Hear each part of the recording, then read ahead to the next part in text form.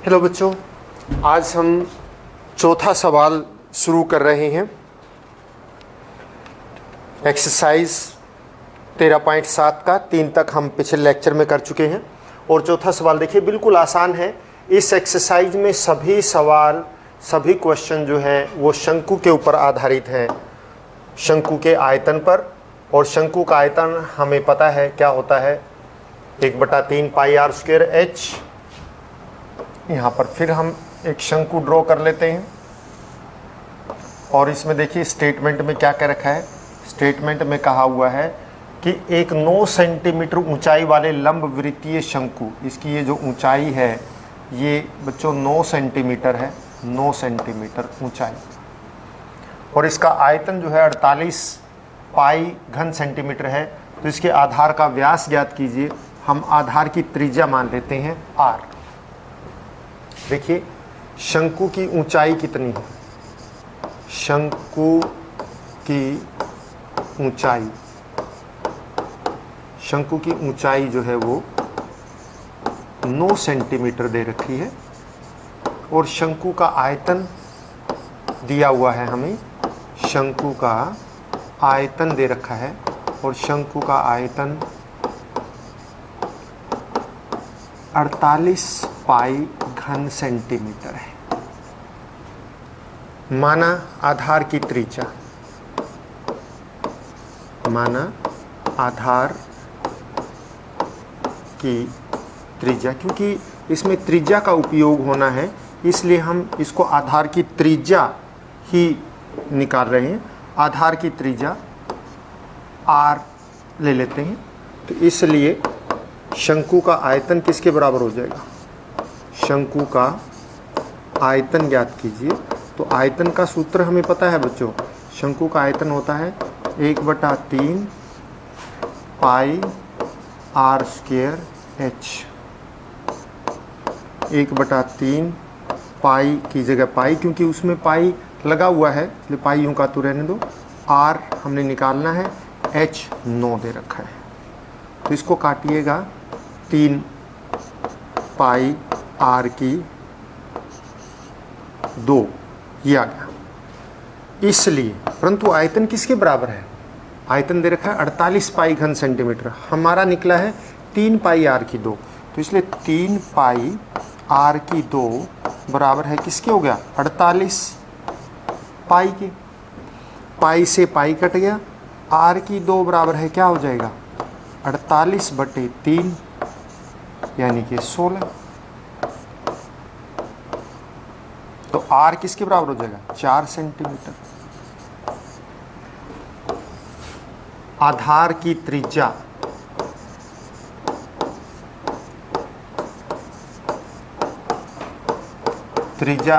निकली है 4 सेंटीमीटर। इसलिए शंकु के आधार का व्यास, हमें व्यास ज्ञात करना है, शंकु के आधार का व्यास, आधार का व्यास बराबर है 2r, यानी कि 4 गुना में 2 बराबर है 8 सेंटीमीटर। ये शंकु के आधार का व्यास आ गया। इसके बाद सवाल नंबर 5 देखते हैं हम।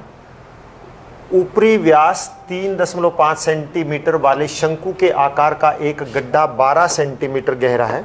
देखिए एक गड्ढा है जो शंकु के आकार का है, यानी कहने का मतलब है कि शंकु के आकार का ऐसा गड्ढा है जिसका ऊपरी व्यास जो है वो 3.5 मीटर है। ये व्यास जो है कितना है 3.5 मीटर व्यास है, तो त्रिज्या इसकी आधी हो जाएगी। और गहराई कितनी है, गड्ढे की गहराई जो है वो 12 मीटर है। तो इसकी धारिता किलो लीटरों में ज्ञात करो। 1 घन मीटर जो है 1 किलो लीटर के बराबर होता है, ये मैं आपको बता देता हूं। तो आप देखिए गड्ढे का व्यास क्या है, गड्ढे का व्यास कितना है, गड्ढे का व्यास बच्चों दे रखा है 3.5 मीटर। तो गड्ढे की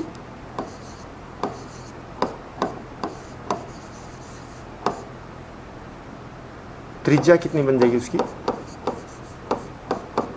3.5/2, यानी कि इसको हटा दीजिए, 5 दूनी 10 और 5 सते 35, 7/4 मीटर। ये इसकी त्रिज्या आ गई, 7/4 मीटर त्रिज्या आ गई। अब आप देखिए गहराई कितनी है, गड्ढे की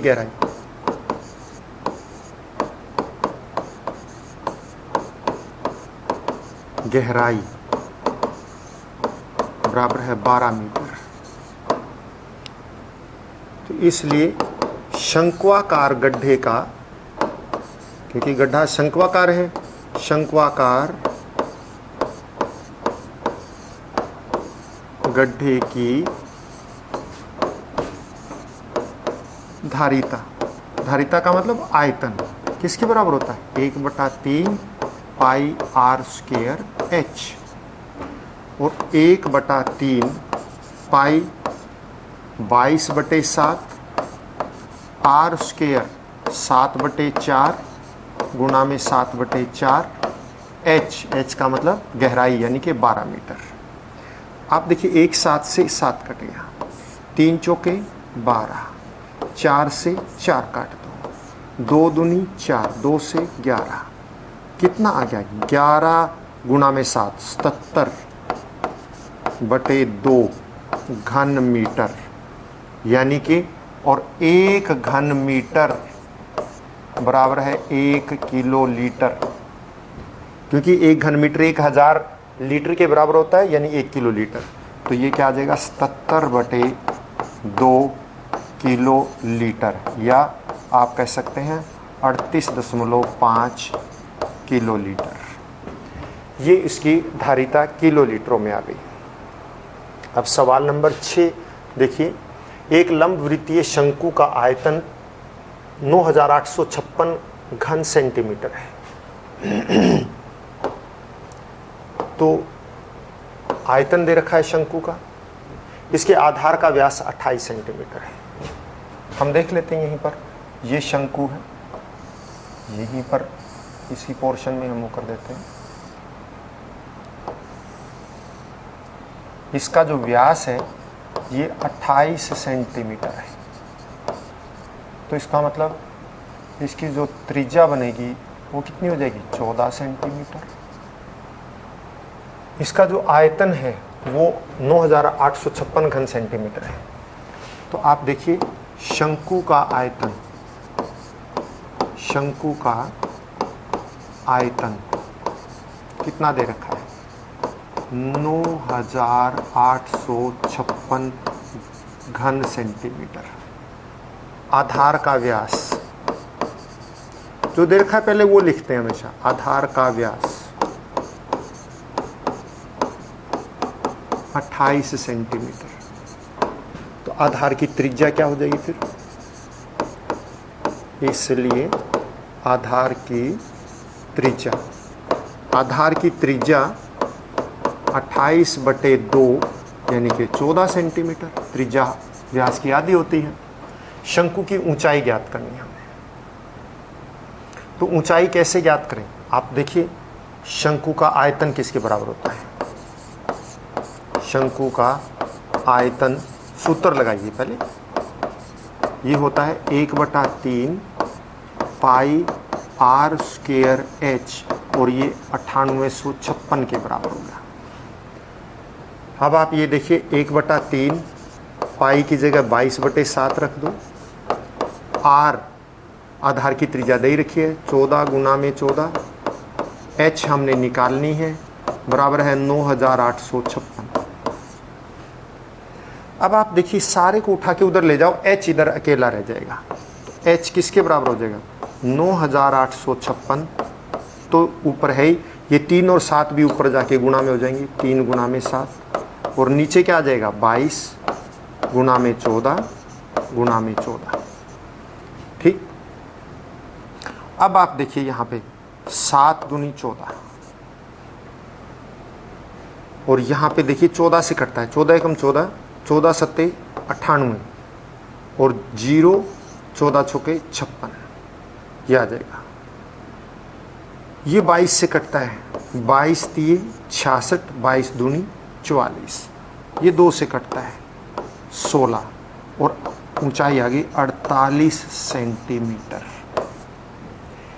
ये इसकी ऊंचाई आ गई। ऊंचाई पूछी थी इसमें, ऊंचाई पूछी हमने, ऊंचाई निकाल दी, 48 सेंटीमीटर इसकी ऊंचाई है।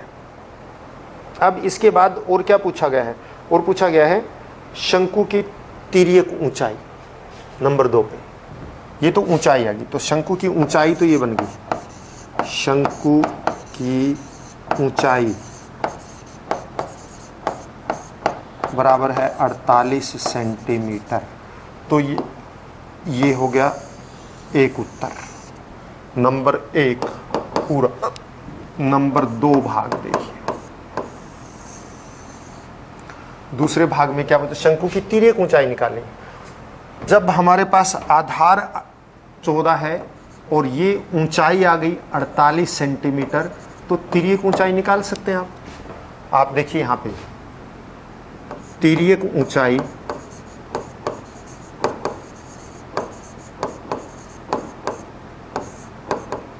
L बराबर है, क्या होता है, h square plus r square का वर्गमूल। ठीक, यही होते हैं हमने, क्योंकि तिर्यक ऊंचाई किस तरह से होती है, तिर्यक ऊंचाई का मतलब आप ये समझ लीजिए एक तरह से कर्ण है त्रिभुज का, और बाकी 2 भुजाओं के योग, वर्ग के योग के बराबर। तो h यानी L बराबर है h किसका, ऊंचाई 48 का वर्ग प्लस r यानी 14 का वर्ग। 48 का वर्ग होता है 2304, 14 का वर्ग होता है 196, तो कितना हो गया, ये 2500 हो गया। और L जो है फिर क्या आ जाएगी, 2500 का वर्गमूल 50 सेंटीमीटर। तो हमारा L भी निकल गया, तिर्यक ऊंचाई निकल गई 50 सेंटीमीटर। अब शंकु का वक्र पृष्ठीय क्षेत्रफल निकालना है। ये देखिए शंकु का वक्र पृष्ठीय क्षेत्रफल, तो तीसरा भाग आ गया। तीसरे भाग में देखिए शंकु का वक्र पृष्ठीय क्षेत्रफल, यानी ये L तो यहाँ पे क्या आ गई, L बराबर है कितनी आ गई, 50 सेंटीमीटर। शंकु का वक्र पृष्ठीय क्षेत्रफल बराबर है, क्या होता है, पाई आर एल, और पाई